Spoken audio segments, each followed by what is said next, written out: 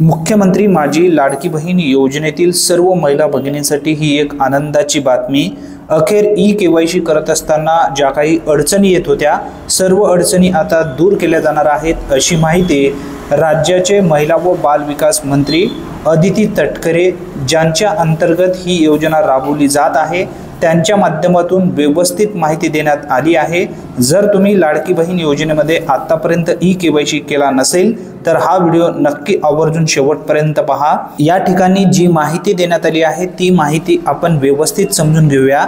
मुख्यमंत्री माझी लाडकी बहीण योजनेचे ई-केवायसी करताना OTP बाबत काही तांत्रिक अडचणी येत असल्याची बाब निदर्शनास आली आहे, असा उल्लेख या ठिकाणी करण्यात आलेला आहे। OTP भरपूर अशा लाभार्थ्यांचा वेळेवर येत नाही, अनेक अडचणी सुद्धा या ठिकाणी येत आहेत। महिला व बाल विकास विभागाच्या वतीने याची गांभीर्याने दखल घेण्यात आली असून तज्ञांच्या माध्यमातून याबाबत उपाययोजना करण्याचे काम प्रगतीपथावर आहे। लवकरच ही तांत्रिक अडचण दूर होऊन ई-केवायसी प्रक्रिया अधिक सुलभ व सुकर होणार याबाबत मी सर्व लाडक्या बहिणींना आश्वस्त करते, असा सुद्धा उल्लेख यामध्ये करण्यात आलेला आहे।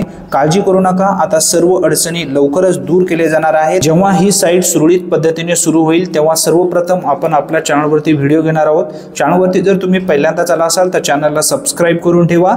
सर्वप्रथम तो व्हिडिओ तुम्हाला पाहायला मिळेल आणि घरी बसल्या तुमच्या मोबाईलच्या माध्यमातून तुम्ही अवघ्या 2 ते 3 मिनिटांमध्ये ई-केवायसी करू शकाल। धन्यवाद।